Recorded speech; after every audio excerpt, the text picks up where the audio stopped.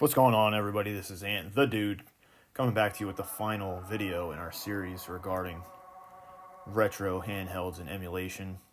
So we've been having this series going on for 3 videos now, and we've mainly been talking about whether you should use original hardware, retro emulation, handheld, or the latest development, a emulator for your iPhone or Android. So in this video, we're going to recap all of the pros and some of the cons of each one. And at the end, we'll talk about the big secret with these retro handhelds and how you might approach defining which one you should use. So the dedicated retro gaming handheld or emulator has a lot of benefits. And this is my buddy, the RG280V, shown on the screen here. So along with the technology that's been improved, such as the backlit screen and the operating systems, you can have a really vast ROM library that is beneficial to the player. So you can switch between many different games and maybe even discover games that you had not played back in your youth. So for me, a game like what's shown here is Advance Wars that I didn't really get to play in my youth, but I really had a fun time playing it after I got my retro handheld. In addition to the classic games as well, we talked about the homebrew scene, which is really awesome. And you can find a lot of different homebrew ROMs that are available for free that are really unique games that really creative people have worked on.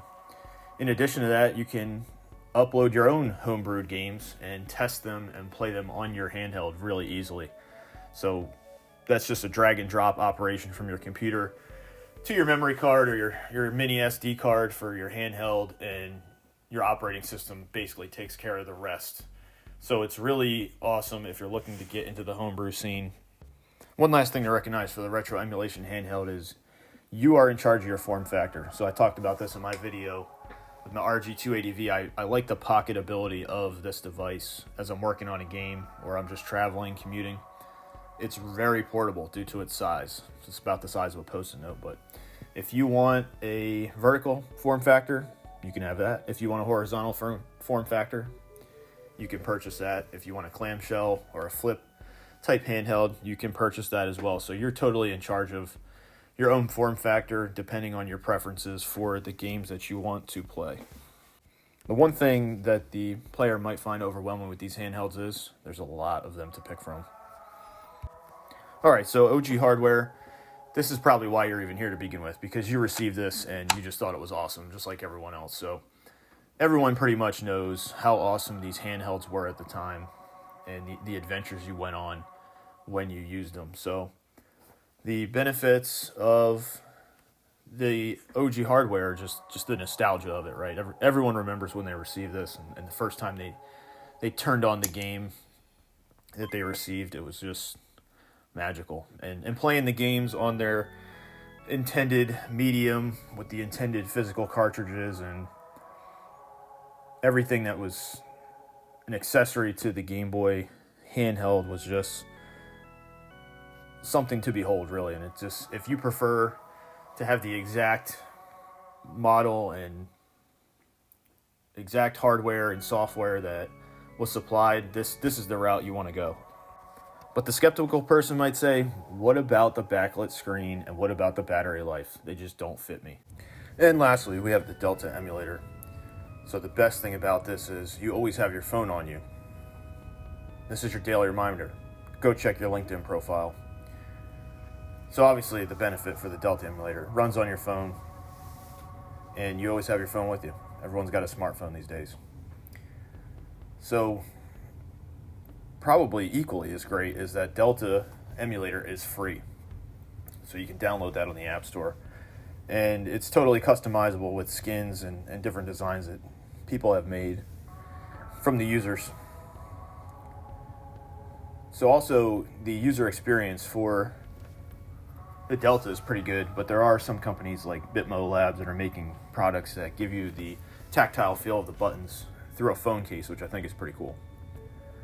So lastly, it's really easy for the retro gamer to make content using the Delta emulator. You can just use screen recording. So this is an example of a clip here where I purposely left in that screen recording portion so you can see that. Alright, so thanks for watching to the end of this video. So you can get the secret to retro emulation in handhelds.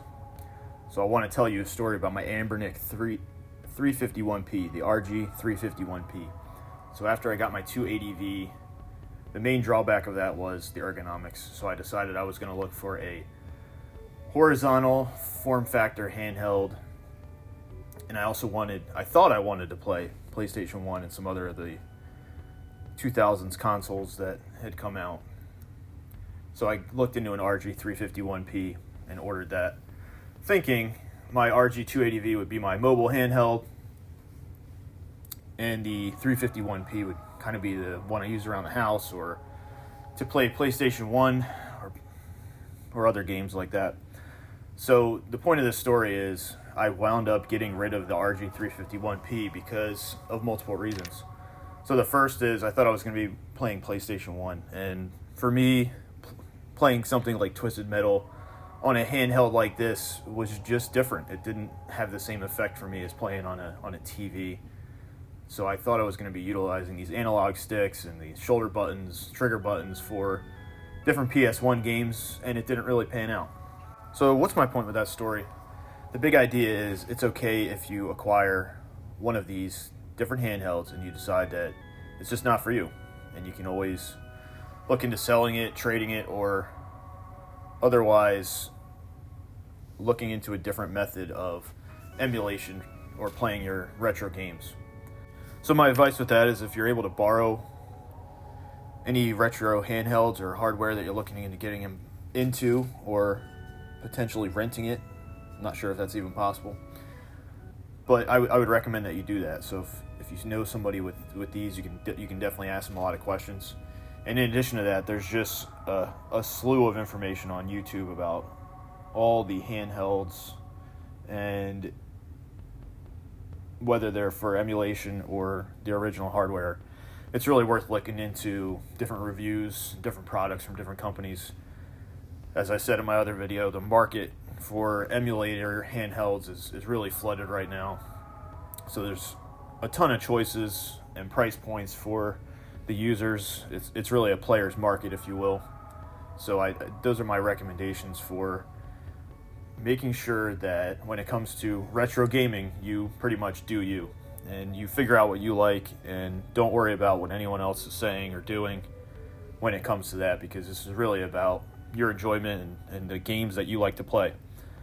So thanks for watching this video. Thanks for watching to the end, and let me know in the comments if you're looking into any of these things, or if you had a similar experience where you thought you would be excited about a certain handheld or a certain emulation method, and it really just wasn't for you. All right, guys, thanks. Talk to you later.